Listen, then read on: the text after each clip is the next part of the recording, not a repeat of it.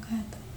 Halo everyone, perkenalkan nama saya Alvina Irba Sabita dari Fakultas Ekonomi dan Bisnis Islam UIN Sunan Kalijaga, Yogyakarta. Saya dengan NIM 24108020107. Nah, di sini saya akan menjelaskan secara singkat tentang biografi Salahuddin Al-Ayyubi pada masa Perang Salib. Nah, langsung saja. Salahuddin Al-Ayyubi atau Salah ad bin Yusuf bin Ayyub lahir pada tahun 1137 atau 1138 di Tikrit, yaitu Irak. Ia berasal dari keluarga Kurdi yang berstatus militer dan politik. Ayahnya Najm dan Din Al-Ayyub serta pamannya Asad ad-Din Shirkuh adalah tokoh militer di bawah dinasti Zengid. Meski tumbuh dalam lingkungan keluarga pejuang, masa kecil Salahuddin banyak diisi oleh pendidikan agama, hukum, dan adat ketimbang latihan militer intensif. Hal ini ikut membentuk kepribadiannya yang kelak dikenal sebagai pemimpin yang soleh, bijaksana, toleran, dan disegani oleh kawan maupun lawan. Keterlibatan Salahuddin dalam perang besar ini dimulai ketika ia mengikuti pamannya Shirkuh dalam ekspedisi ke Mesir yang saat itu berada di bawah pengaruh Fatimiyah.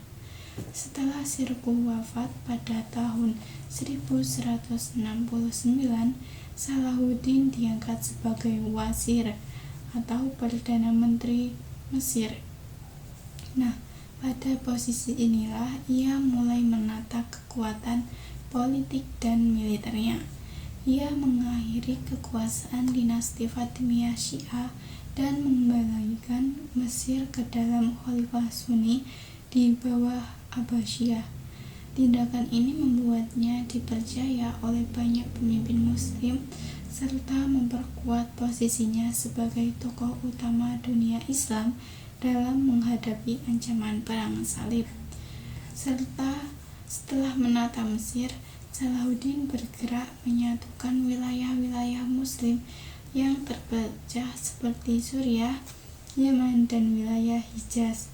Usahanya mempersatukan umat Muslim bukan hanya misi politik, tetapi juga strategi militer untuk menghadapi kerajaan Latin di Yerusalem yang didirikan oleh pasukan salib sejak tahun 1099. Keberhasilannya juga menyatukan banyak negara kecil Muslim, menjadikannya pemimpin yang kuat, sekaligus simbol pemersatu dunia Islam pada masa itu. Konsolidasi ini penting karena perang salib memerlukan kekuatan bersama, bukan pasukan yang terpecah-pecah. Puncak perjuangan Salahuddin dalam perang salib terjadi ketika ia berhadapan dengan Raja Guy de Lusignan dan pasukan Kristen dalam perang Hattin pada tanggal 9 Juli 1187. Dalam pertempuran yang menjadi tonggak sejarah ini, Salahuddin memimpin pasukannya dengan strategi yang sangat amat cerdas dan memutuskan suplai air musuh dan memaksa mereka bertempur dalam kondisi yang sangat lemah. Kemenangan telak ini membuka jalan bagi Salahuddin untuk merebut kembali Yerusalem yang sudah berada di tangan pasukan salib selama hampir 9 dekade. Pada tanggal 2 Oktober 1187, Salahuddin memasuki Yerusalem tanpa melakukan pembantaian, berbeda dengan tragedi penaklukan pasukan salib pada tahun 1099. Ia juga memberikan jaminan keamanan bagi umat Kristen yang ingin meninggalkan kota dengan damai. serta melindungi tempat-tempat suci agama lainnya. Sikap toleransi ini membuatnya sangat dihormati oleh musuh tokoh-tokoh Kristen Eropa termasuk Richard de Lionheart dari Inggris memujinya sebagai pemimpin yang kesatria dan adil. Konflik antara Salahuddin dan Richard berlangsung selama kampanye salib ketiga pada tahun 1189 sampai 1192. Pertempuran demi pertempuran terjadi di Acre, Arthur, dan Java.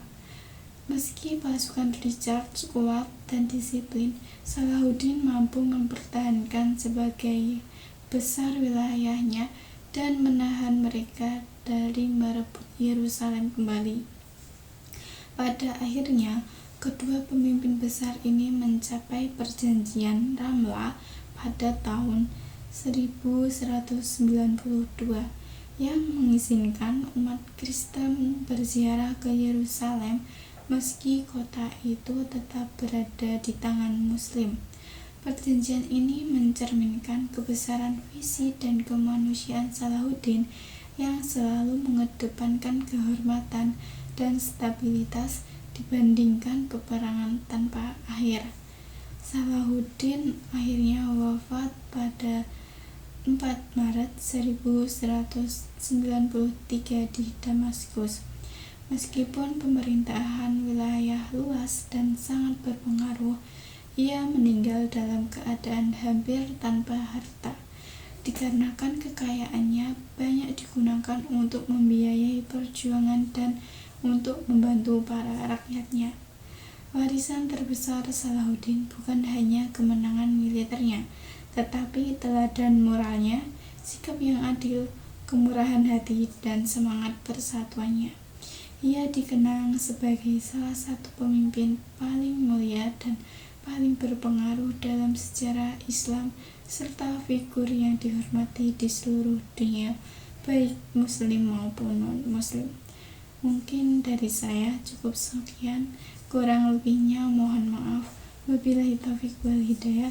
Wassalamualaikum warahmatullahi wabarakatuh. See you.